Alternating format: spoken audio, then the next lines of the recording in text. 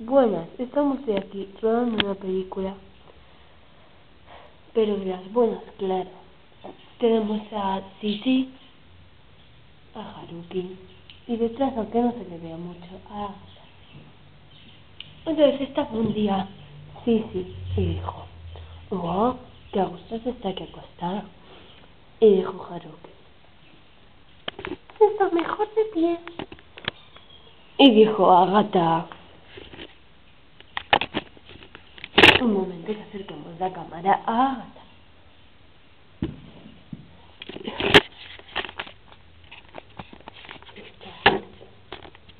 Y dijo Agatha: yo me gusta comer. No tiene sentido.